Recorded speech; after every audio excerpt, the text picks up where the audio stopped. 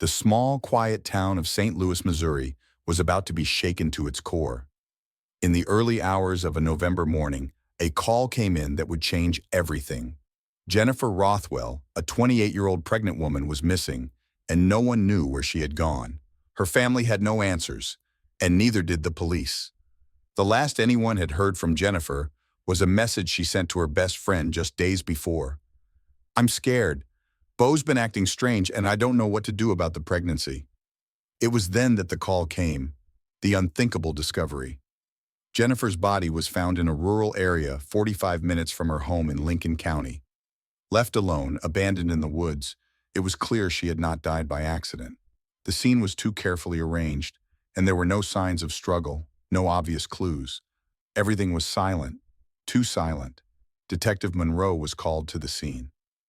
As she stood over Jennifer's lifeless body, the stillness seemed to mock her, as if daring her to unravel the mystery. The evidence was scarce.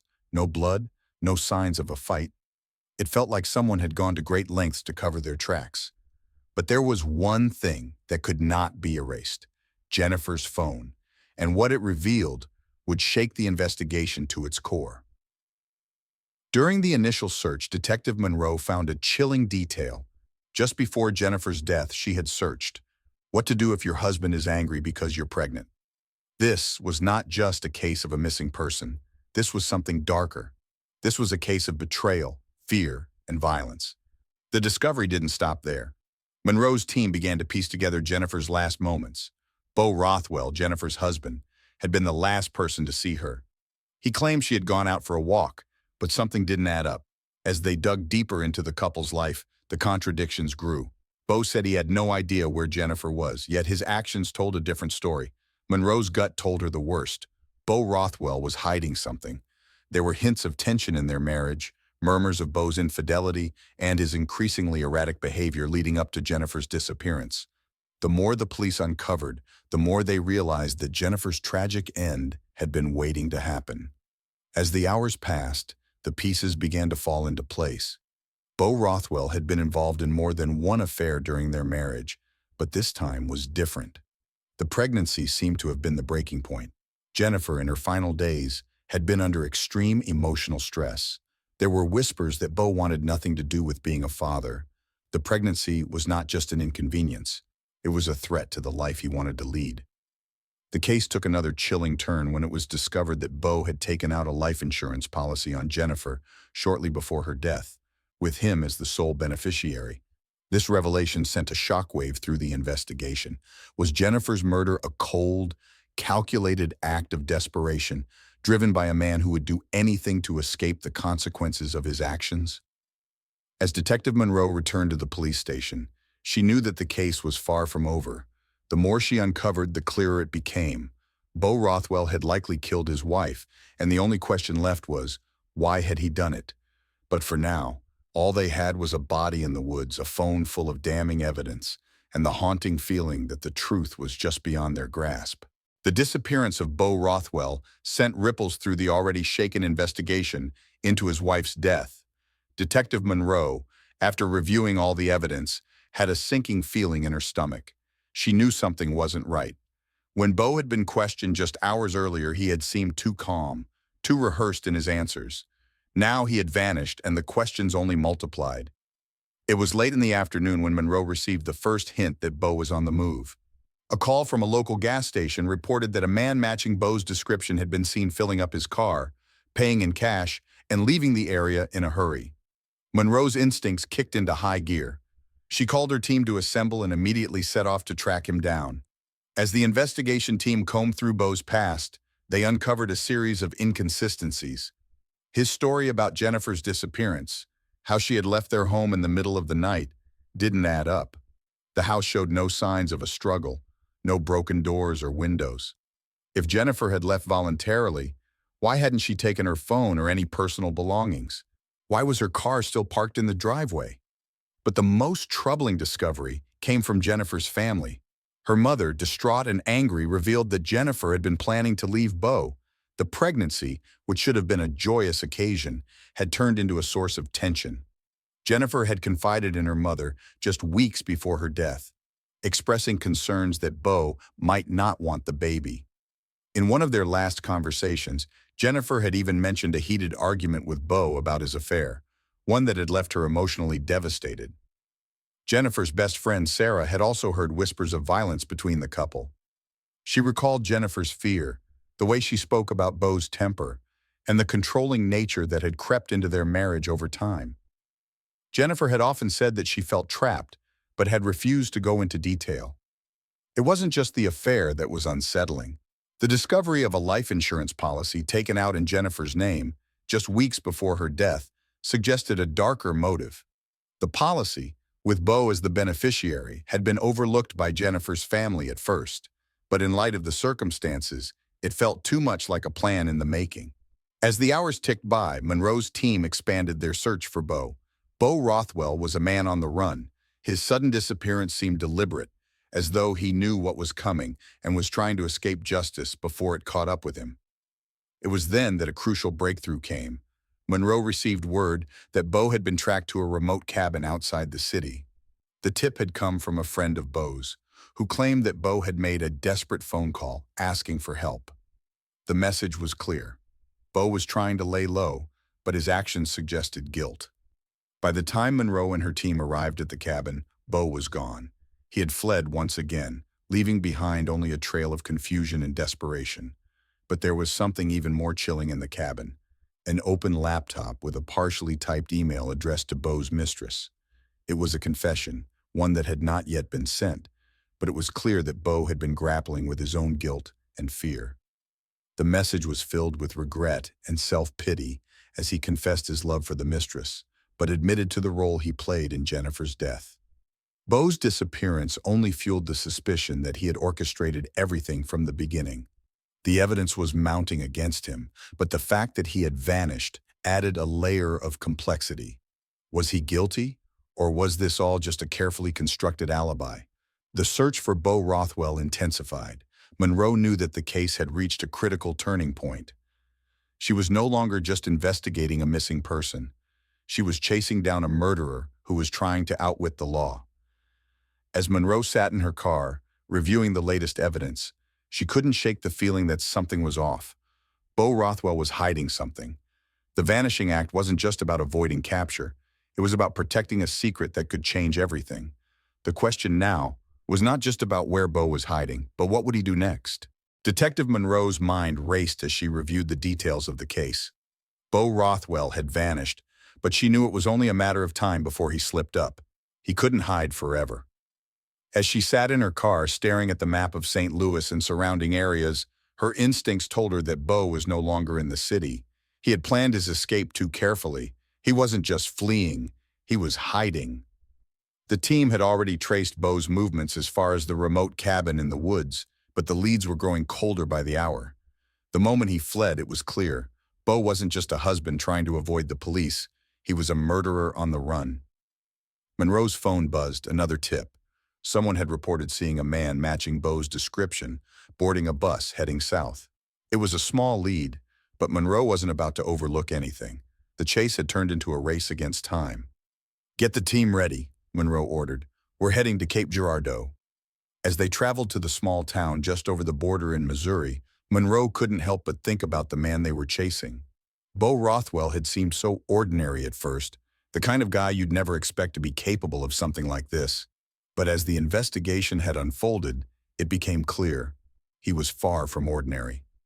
Beneath the carefully constructed facade was a man desperate to escape the consequences of his own actions. The bus station was crowded with travelers, but there was no sign of Beau. Monroe paced the station, her eyes scanning the crowd. She kept replaying the moments leading up to Jennifer's death in her head. Jennifer's last phone search, the coldness in Beau's responses during the interviews. Nothing seemed to add up. If he were innocent, why had he fled? A sudden movement caught her attention. She glanced over and spotted a man, his face partially obscured by a hoodie, walking quickly toward the exit. Monroe's heart skipped. She signaled to her team. "Follow him," she whispered. They moved swiftly, blending into the crowd. The man disappeared around the corner, but not before Monroe caught a glimpse of his face. It was him. It was Beau. She felt the adrenaline surge, the thrill of the chase spiking her senses. Beau's escape had been planned with chilling precision, but the more he ran, the more mistakes he made. He hadn't known the authorities would be so quick to catch on. Beau had been one step ahead for so long, but now he was vulnerable. The investigation was closing in on him. Monroe's team rushed to intercept him, but Beau was already in a taxi, speeding toward the outskirts of town.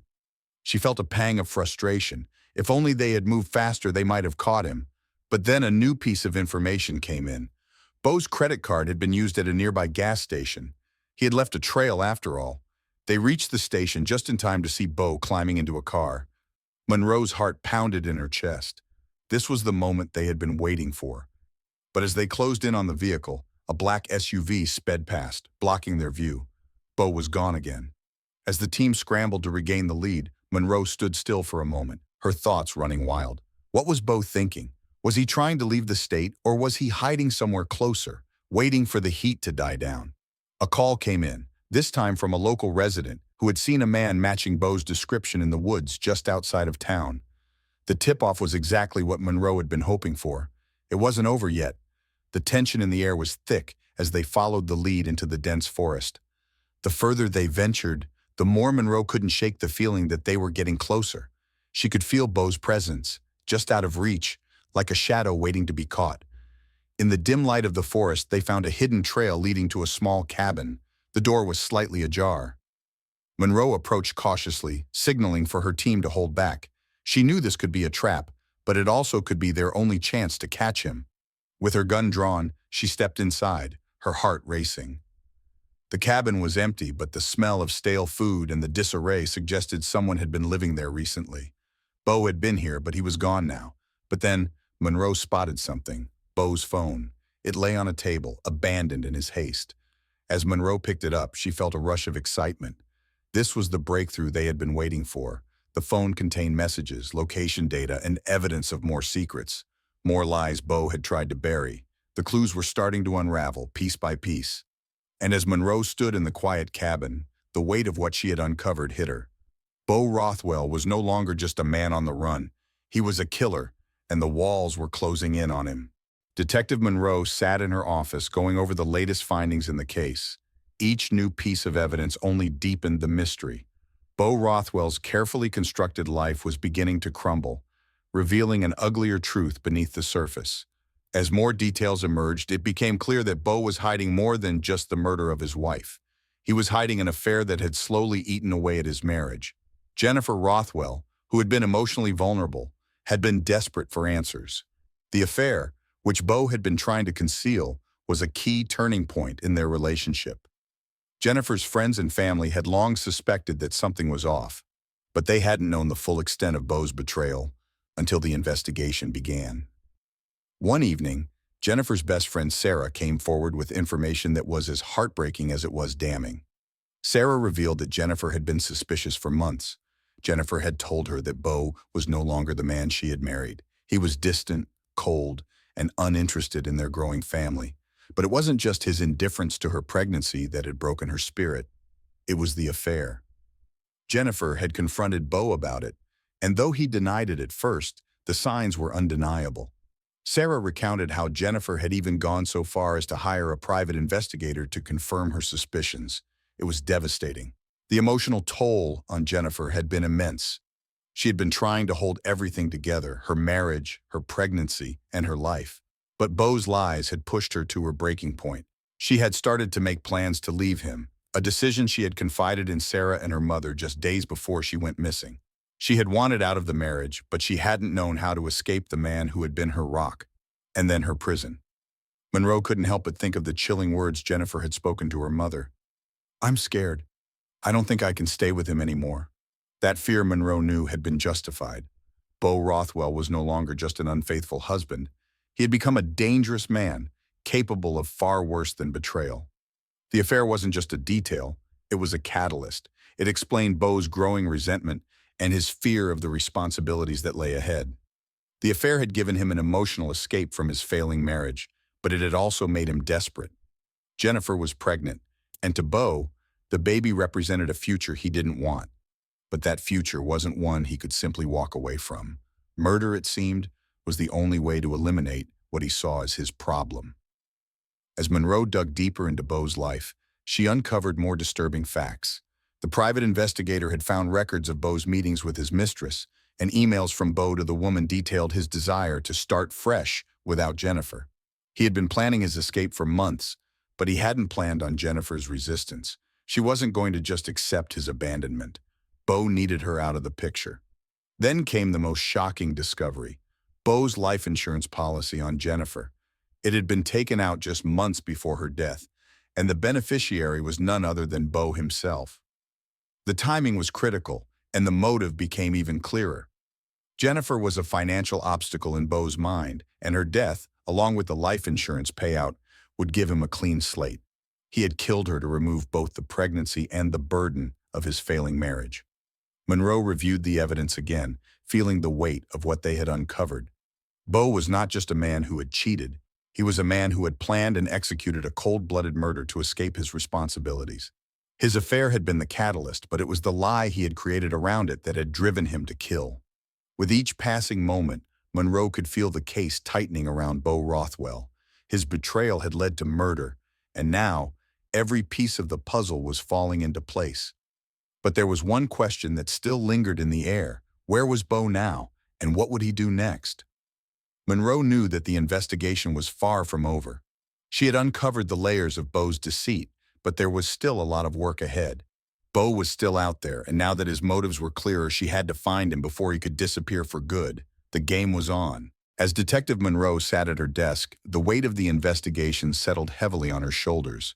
The more they uncovered, the more she realized how meticulously Beau Rothwell had planned everything, from the murder to the cover-up. Each piece of evidence brought to light his desperate attempts to avoid detection, but nothing was foolproof. Monroe's team had traced Beau's steps for days, but it was becoming increasingly clear that he had anticipated their moves. He wasn't just hiding from the police, he was hiding from the truth. Every inch of their search uncovered new layers of deceit, and each new discovery seemed to confirm what Monroe feared most. Beau had orchestrated a murder and was now doing everything in his power to bury the evidence. The first breakthrough came when Monroe received a call about Beau's car. It had been located near a wooded area on the outskirts of town. When the car was examined, it revealed something chilling: a blood-stained shirt tucked away in the trunk. It was a small but crucial piece of evidence that couldn't be ignored. But what struck Monroe the hardest was the lack of any bloodstains inside the car itself. Beau had gone to great lengths to ensure that no trace of Jennifer's death was left behind. It was as if he had anticipated the investigation from the beginning, already thinking about how to cover his tracks. The meticulousness with which he had planned the crime sent a cold shiver through Monroe's spine. Then came the discovery of the cleaning supplies. Hidden in the back of Beau's garage, Monroe's team found several large containers of bleach and cleaning agents, all neatly stacked and still sealed. These items had been bought just days before Jennifer's murder, further confirming the premeditated nature of the crime. Monroe could almost hear the silence in the air, the quiet calculation in Beau's mind as he prepared to wipe away any traces of the murder. But it wasn't just physical evidence that Beau had tried to conceal. It was his manipulation of those around him that became even more apparent. Monroe spoke to Jennifer's mother, who revealed more unsettling details about Beau's behavior in the days leading up to Jennifer's disappearance. Jennifer had become increasingly afraid of Beau. She had mentioned that he had started acting strangely, growing more irritable, and even becoming more controlling as her pregnancy progressed. It was all starting to make sense. Beau had manipulated everyone, his wife, his family, even the police, into believing his version of events. He had managed to portray himself as a grieving husband and the victim of a missing wife, when in reality, he was the mastermind behind everything. Then came the most chilling discovery: Beau's computer. It had been wiped clean, but Monroe's team had managed to retrieve some deleted files. Hidden among the personal emails and deleted documents was a series of messages to a close friend, in which Beau detailed his plans to escape the trap of fatherhood. In one message, he even referred to Jennifer's pregnancy as a burden that had to be dealt with. The cover-up was unraveling, but there was still one major obstacle. Beau was still missing, and the clock was ticking. The longer he stayed hidden, the more time he had to destroy any remaining evidence. Monroe's gut told her that Beau had planned everything, from the murder to the cleanup, with chilling precision. But even the most meticulous plans had flaws, and Beau's were beginning to show. It was at this moment that Monroe received another call. Beau's cell phone had been located. It was found in a trash can near a local highway, discarded like an afterthought. The phone contained a single damning text message. "I did it. No going back now." The confession was short, but it confirmed everything Monroe had suspected. Beau Rothwell had killed his wife, and now he was running. Monroe felt a surge of determination. The investigation had come this far, and they weren't going to stop until they found Beau. The clues were stacking up, but there was still one question left. Where was Beau hiding? The phone may have been discarded, but it was a sign that he was getting sloppy. His cover-up was crumbling. As the team prepared to track Beau's last known whereabouts, Monroe knew the endgame was near. But one thing was certain. Beau Rothwell's lies were no longer enough to protect him. The walls were closing in. The walls were closing in on Beau Rothwell. Detective Monroe knew it was only a matter of time before he would be caught, but she hadn't expected the confession to come the way it did. It wasn't a dramatic confession in a courtroom, nor was it in a confrontation with police. No, this confession came quietly, almost like an afterthought, but it was just enough to send the investigation into a new direction. Monroe's team had been working tirelessly, piecing together the evidence, chasing down every lead, and narrowing their focus on Beau's whereabouts. Despite the mounting evidence, the blood-stained shirt, the life insurance policy, the affair, Beau had remained elusive, always a step ahead. But now, just when the case seemed to be reaching a dead end, an unexpected twist occurred. It was a phone call that changed everything. Beau's lawyer, Mark Johnson, called Monroe directly. At first, Monroe thought it was just another attempt to delay the inevitable, another tactic to buy Beau more time. But when she picked up the phone, Johnson's voice was different, hesitant, almost nervous. "Detective Monroe, you need to hear this," Johnson began, his tone grave. "Beau wants to talk. He's ready to confess." The words hung in the air for a moment, almost too surreal to be true. For weeks, Monroe had tried to get Beau to talk, but he had remained silent, hiding behind his lawyer. To hear that Beau was now willing to speak was shocking, but there was more to it. Johnson claimed that Beau had made a confession to him in private, and it was a confession that could change everything. Monroe arranged a meeting with Johnson. As she sat across from him, she could see the conflict in his eyes. He clearly didn't want to be the messenger, but the truth was clear. Beau had finally cracked. "I don't know what to tell you, Detective," Johnson said, his voice tinged with reluctance. "Beau, he admitted it. He killed her. He killed Jennifer." Monroe's breath caught in her chest. She had suspected it for so long, but hearing the words spoken aloud still hit hard. "But there's more," Johnson continued. "Beau didn't just kill her out of anger. It wasn't just a crime of passion, as he had initially claimed. He killed her because he didn't see any other way out. He told me he had to do it. The pregnancy, the affair, everything was spiraling out of control. He felt trapped." Monroe listened intently, but she couldn't help but feel the weight of the confession. Beau had made the choice to kill his wife, the woman who had trusted him, who had loved him, and was now gone because of his actions. But the confession was just the tip of the iceberg. Johnson went on, recounting Beau's words. He said he had been planning it for weeks, maybe even longer. The affair, the baby, it all felt like it was suffocating him.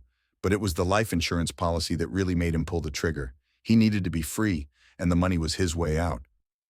Monroe's mind raced. She had suspected Beau's financial motivations, but to hear him admit it so coldly was chilling. It was no longer just about an affair or a crime of passion. It was about a man who had coldly calculated murder as a way to escape the consequences of his own actions. "Why now?" Monroe asked, trying to make sense of Beau's sudden willingness to confess. Johnson looked uneasy. "I think he's finally realizing what he's done. He's scared, Detective. He knows he's caught, and I think he just wants to get it over with." The confession, though chilling, was an important breakthrough. But as Monroe processed what she had just learned, another question began to take shape in her mind. Was this confession genuine, or was it part of another attempt to manipulate the system? Monroe decided to confront Beau directly. She had to hear it from him, not just through his lawyer. A few hours later, she stood in the interrogation room facing the man who had evaded capture for so long. Beau sat there, his hands folded in front of him, his face stoic. But there was something different in his eyes, resignation perhaps, or fear. "Beau," Monroe began, her voice steady, "your lawyer has informed me that you're ready to confess, but I need to hear it from you. What happened that night? Why did you kill your wife? Beau's eyes flickered, and for a moment he seemed to hesitate. But then, his voice came out low, almost a whisper. I didn't know what else to do. Jennifer was pregnant. She was trapped, and I was trapped with her. We weren't happy. The affair, the baby, it was all too much. I couldn't breathe, detective. I didn't think I had any other choice. Monroe felt a cold shiver run down her spine as Beau spoke. It wasn't just the brutality of the murder that struck her. It was his cold indifference to the life he had taken. He spoke as if he were recounting the details of a business transaction, not the brutal ending of a woman's life. Beau Rothwell had confessed, but the more Monroe listened, the more she wondered if the confession was the truth, or just another layer of his manipulative behavior. The trial of Beau Rothwell had become a spectacle, drawing attention from the media and the community. For weeks, the courtroom was packed with spectators, journalists, and families of both the victim and the accused. Jennifer Rothwell's family sat in the front rows, their faces a mixture of grief and determination. They had waited months for this moment, but the truth, as it always does, had a price. As the trial began, Beau Rothwell's defense attorney, Richard Collins, stood before the jury with his usual calm demeanor. He tried to portray his client as a man who had acted out of extreme emotional distress, a man pushed to the brink by the pressures of his marriage, the pregnancy, and his infidelity. This was not premeditated, Collins argued. This was a tragic event that unfolded in a moment of blind rage, a crime of passion that spiraled out of control. But the prosecution, led by Detective Monroe, quickly dismantled the defense's argument. She painted a picture of a man who had carefully calculated his actions long before the fateful night Jennifer was killed. Monroe's evidence was overwhelming.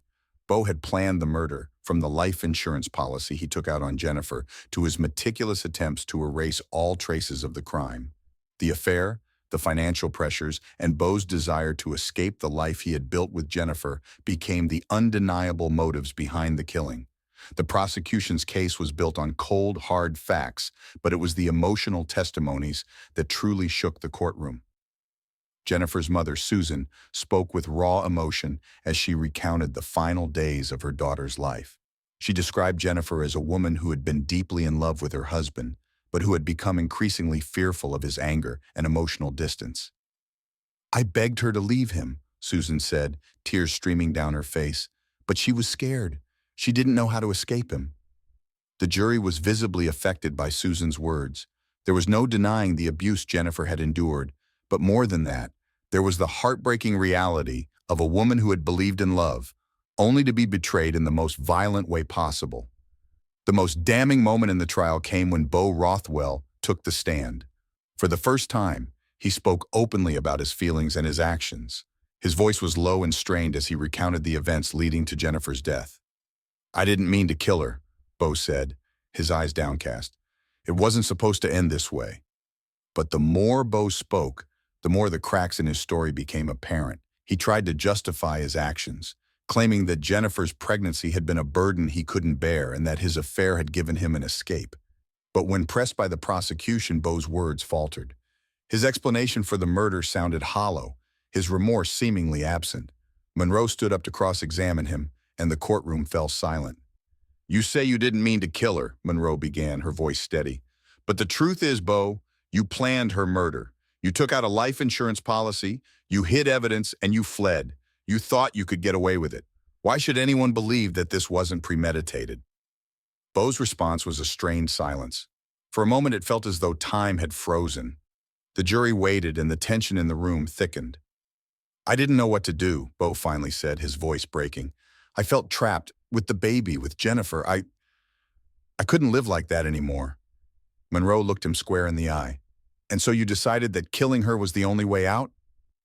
Beau's gaze dropped to the floor, and he nodded slowly. It was the first moment in the trial where his mask of confidence slipped, revealing a man who had been cornered by his own actions. His confession wasn't a tearful apology or a moment of clarity. It was the resigned admission of a man who had realized, too late, that he couldn't outrun the consequences of his choices. The defense tried to recover, but the damage had been done. The prosecution's case was airtight. They had shown beyond a reasonable doubt that Beau Rothwell had planned Jennifer's murder and executed it with cold calculation. As the trial came to a close, the jury deliberated for hours. The defense had argued that Beau acted in the heat of the moment, that his actions were a result of overwhelming emotional distress.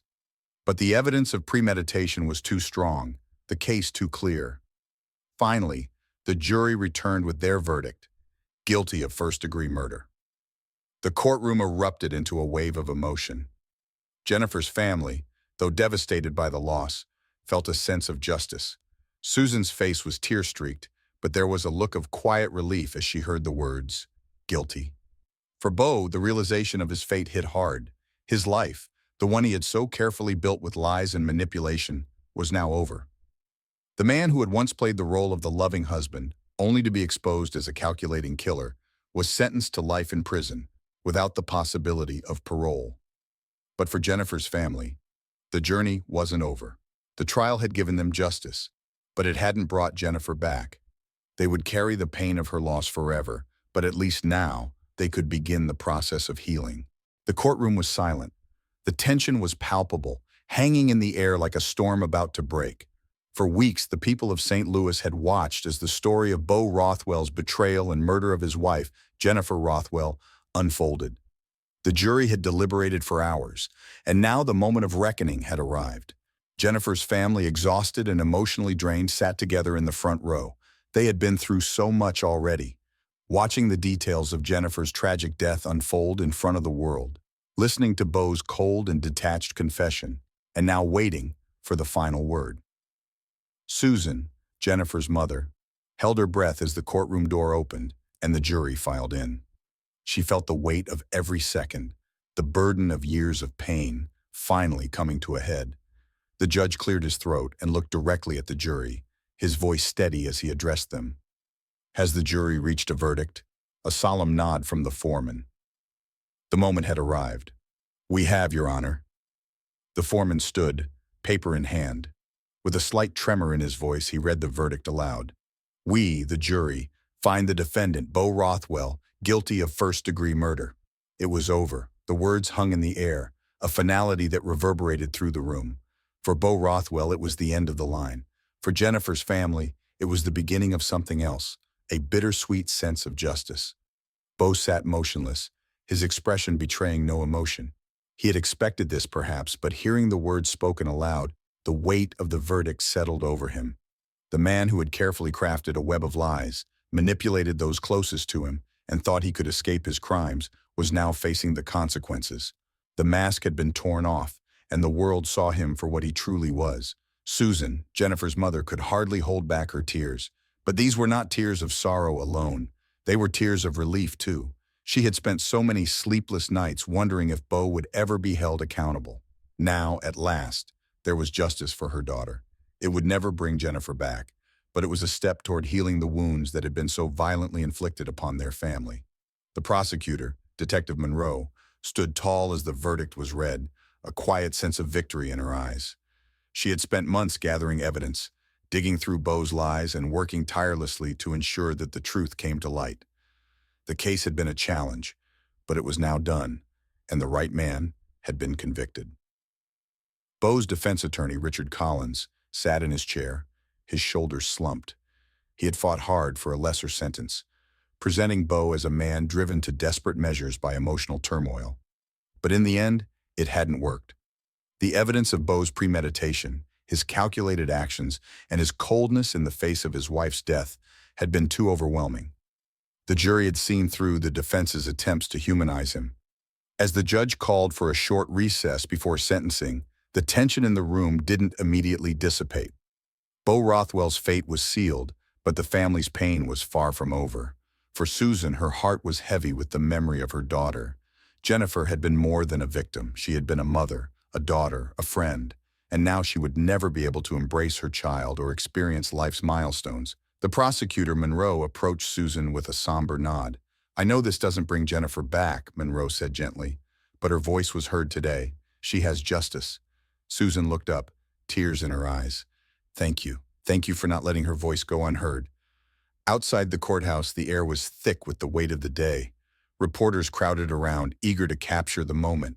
For Beau Rothwell, the world would now see him as the man who killed his wife for selfish gain. His life was now in the hands of the justice system, and the sentence would be harsh. But that, too, was a bitter pill. The damage was done. As the cameras flashed and the crowd began to disperse, Susan stood alone for a moment, staring into the distance. She knew this wouldn't bring Jennifer back. It wouldn't heal the pain, but it was a beginning, a small step in the long journey toward healing. Jennifer's story would not be forgotten. Beau Rothwell was guilty of first-degree murder, and now he would pay the price. The scales of justice had tipped, and the truth had finally prevailed. The courtroom had emptied, but the echoes of the verdict lingered in the hearts of those who had witnessed it. For Jennifer Rothwell's family, the moment of justice had come, but it was not the relief they had imagined. It was a bittersweet victory, a hollow sense of justice that could never fill the gaping hole left by Jennifer's murder. Susan, Jennifer's mother, sat quietly at the kitchen table in her home, the weight of the trial and its aftermath pressing down on her. She had spent years trying to protect her daughter from the man who had promised to love and care for her. But now, all that remained were the painful memories of a daughter lost and a murderer exposed. The grief had been suffocating, but in the days following the trial, a sense of numbness began to settle in. The justice system had worked as it should, but the emotional toll was far from over. Jennifer's family had hoped that the conviction would bring peace, but they realized that the process of healing would take years. The trial had been a public ordeal, but the true battle for peace would take place in the quiet corners of their lives, where the pain of losing Jennifer could not be silenced by a court ruling. Monroe, too, found herself grappling with the aftermath. The case was over, but her mind kept returning to the details: Jennifer's fear, Beau's cold confession, the devastating evidence of his betrayal.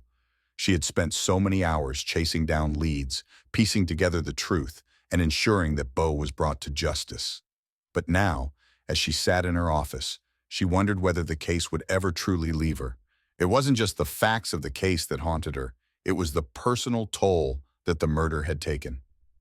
Jennifer's death was more than just a statistic. It was a human tragedy, one that had torn apart the lives of those who loved her.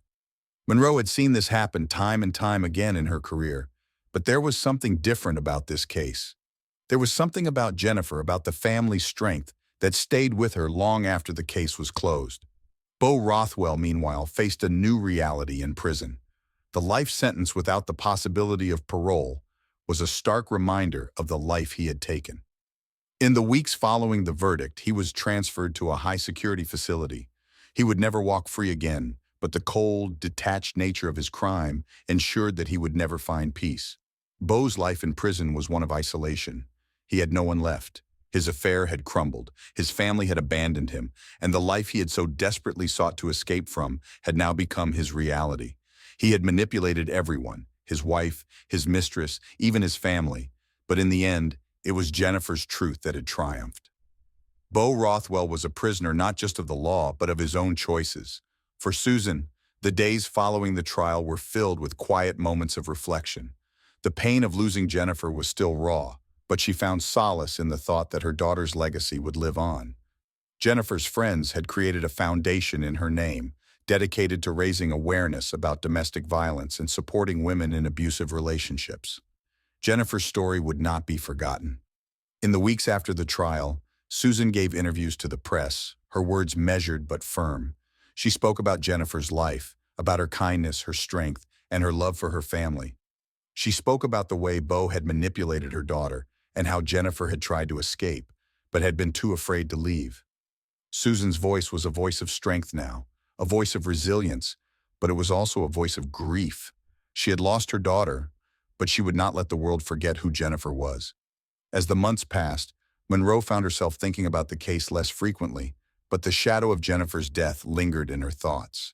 She had done her job, had seen the justice system work as it should, but the weight of the case remained. Sometimes she would sit alone in her office and wonder if there was something more she could have done, something she had missed. She couldn't escape the feeling that there were still pieces of the puzzle left unsolved, a feeling she couldn't quite shake. For Jennifer's family, there were still moments of hope amid the sorrow. They had found justice, but that didn't bring Jennifer back. The road to healing would be long, filled with memories of a life lost too soon. But in the end, they would hold on to the love they had for her, the love she had given them. And that, in its own way, was the only thing that could help them heal. The days following Beau Rothwell's conviction were quiet for Susan, Jennifer's mother. The clamor of the trial had faded, the cameras no longer lingered outside their home, and the courtroom's echo had been replaced by the quiet, unrelenting silence of grief. Justice had been served, but for Susan it had come at an irreparable cost. Her daughter, her only child, was gone, and no court ruling could bring her back. But there was something that Susan clung to: Jennifer's legacy. The truth of who Jennifer had been, the love she had shared, and the strength she had carried in her final days, even as she faced a life she had not chosen. Jennifer's story could not be confined to the darkness of Beau's crime. Susan knew that she had to ensure Jennifer's name lived on, beyond the tragedy that had stolen her life. The foundation that had been created in Jennifer's honor was now a source of strength.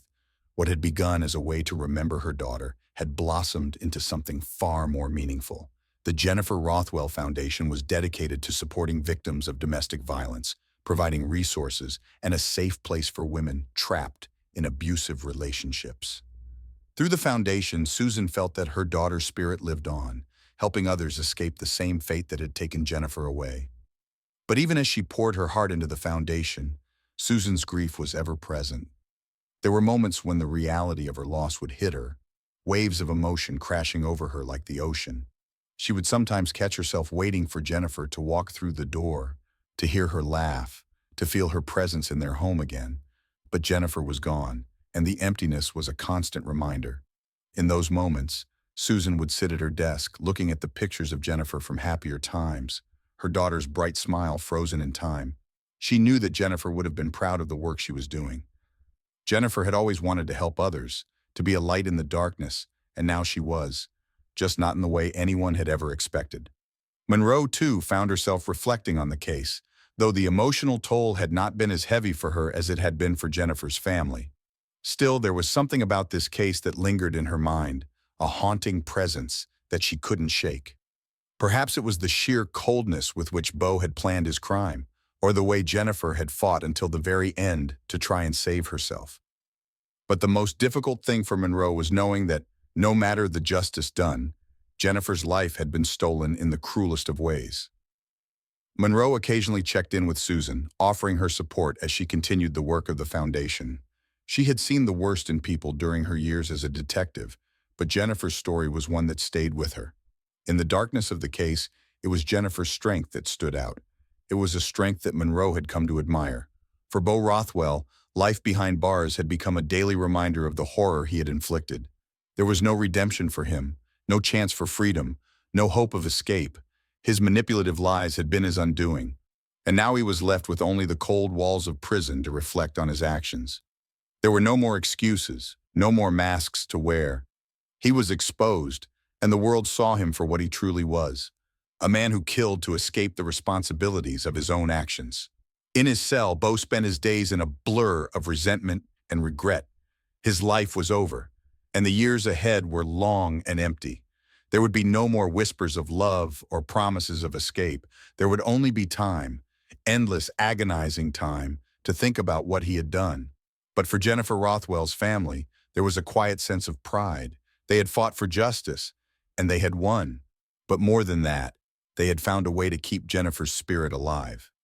Through the foundation, through the stories shared by those whose lives had been touched by her kindness, Jennifer's memory would never fade. In the end, Jennifer's legacy was not defined by the tragedy of her death, but by the love she had shared with others. Her legacy was a testament to the power of kindness, the strength of a woman who had loved deeply and fought fiercely. Her life, though short, had left an indelible mark on the world, and that, Susan knew, was something that no murderer could take away. What do you think of Beau Rothwell's chilling actions and the impact on Jennifer Rothwell's family? Do you believe justice was truly served? Let us know your thoughts in the comments below. If you found this case intriguing, make sure to subscribe to our channel for more true crime stories, in-depth investigations, and the latest updates. Don't forget to hit the notification bell so you never miss a new video.